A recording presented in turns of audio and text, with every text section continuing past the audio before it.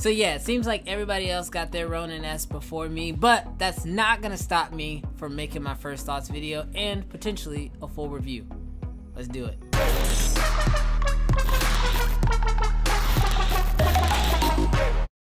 What's good, creative fam? Brandon Washington here. And first of all, if you're new to the channel and you haven't already, definitely consider hitting that subscribe button, because this channel is all about filmmaking gear, tips, and tutorials. Just like today, as you guys already saw, today we're going to be talking about the DJI Ronin-S. Now, I've actually already done a video on this in the past where I was actually at NAB and got a chance to check out this thing, but now I actually have my own personal one in hands. Now, I bought this gimbal myself because I really wanted to see how well it worked in the real world. There was a couple questions I still had after NAB, and now that I finally have it, I'm starting to answer those questions. Now, even though I've only had my Ronin-S for a short period of time, I wanted to go ahead and put out a video kind of explaining my first initial thoughts of actually owning this gimbal, shooting with it a little bit, and kind of letting me see how it compares to some of the other gimbals I've used in the past. So I'm going to quickly break this thing down into 5 easy to follow steps. The first one is we're going to talk about its design. Now, the design of the Ronin-S is actually pretty straightforward. It looks like most pistol grip gimbals that are out today. One of its major things that it has going for it is actually that the roll bar is actually located kind of lower on the actual gimbal, which kind of makes it easier to see the back of your screen if you're using like a 1DX Mark II like myself, or you're using some type of camera that doesn't allow you to flip out the screen.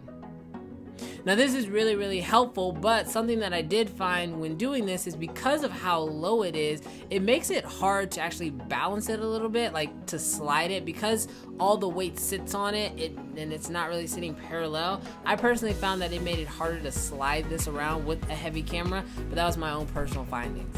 The other thing is that the entire handle of this gimbal is the battery.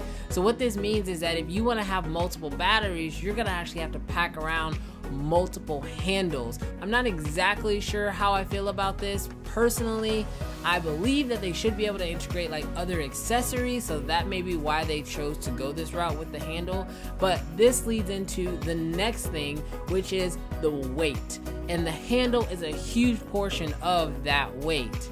The Ronin-S is an extremely heavy single-hand gimbal. It honestly almost requires having some type of dual grip setup just because of how heavy it is. Now, personally, I've been shooting on the Zhiyun Crane 2 with my 1DX for a couple months now, and I absolutely love that setup, which is why I was so excited when DJI announced the Ronin-S. But the Ronin-S is so heavy that when you compare that with a big DSLR like the Canon 1DX Mark II, it is almost impossible to shoot for long periods of time. I actually found myself putting this thing down a lot more often than I was doing with my Zhiyun Crane 2. But I will say one thing that the actual gimbal has going for it, and that's actually our third thing, and that is how it works. The DJI Ronin is absolutely amazing. If you've ever used a Ronin before, all those same great little just the way that it works, the way you can dial in your motors, the way you can change your stiffness and all those things. I know that the Zhiyun Crane 2 allows you to have some of that, but using it on a Ronin, I mean, you are really able to dial it in just the way you want it to know exactly how much pull you have on it. And the nice thing is that it actually has 3 different modes that you can kind of quick set up. So if you're shooting things like sports, you can have that maybe set up for, setting 1, and then if you're just shooting kind of just normal, just kind of out and about kind of stuff, you can have that for number 2. And then if you need it to be like super stiff, almost tripod level stiffness, you can actually have that set up for 3 and be able to quickly switch between those 3 different modes. Now, the nice thing is that when we jump into number 4, which is capacity, I found that especially using something like my 1DX Mark II,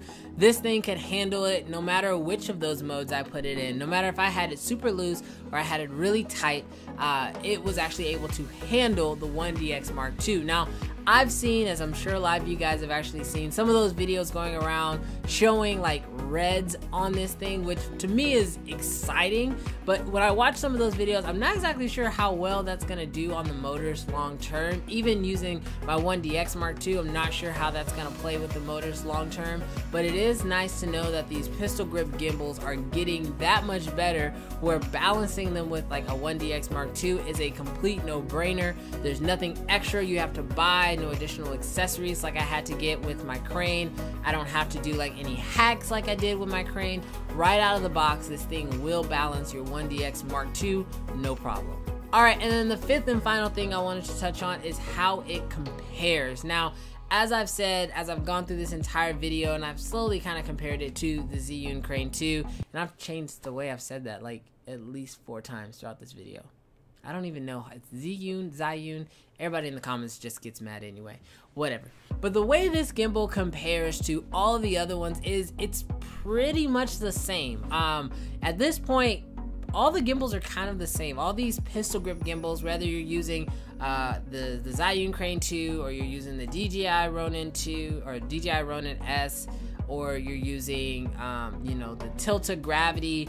I personally have looked at all the footage, and unless it's labeled what gimbal you're using, it's hard to really tell which gimbal is which. No gimbal really has like a designated look other than something like, obviously, like a fly cam or steady cam. So what does this mean? What does it mean if they're all pretty much the same? Well, it's time to look at things like features. So what do the different gimbals give you? And that's where I'm starting to see some of the differences. So right now I'm actually working on a video for the Dji Ronin-S versus the Zhiyun Crane 2, so that way I can see if there is a way to really tell the difference. And I mean putting them through different types of situations to figure out which one looks better or which one works better. And honestly, just from the short time I've had with the Dji Ronin-S, I can't really tell the difference. But if you guys want to see that video, definitely give a big thumbs up and leave me some questions about those two that I can do in that video. But as of right now, I just really am gonna try to compare them to see if I can even figure it out myself. So that's my quick thoughts on the Dji Ronin-S. If you guys have any additional questions, leave those in the comments, because as I said, I will be doing a full review. Also, check out some of these other videos I put out, and if you haven't already, definitely consider hitting that subscribe button, because this channel is just for you if you're into filmmaking gear just like this one. But until next time, I'll catch you guys in the next video. Peace.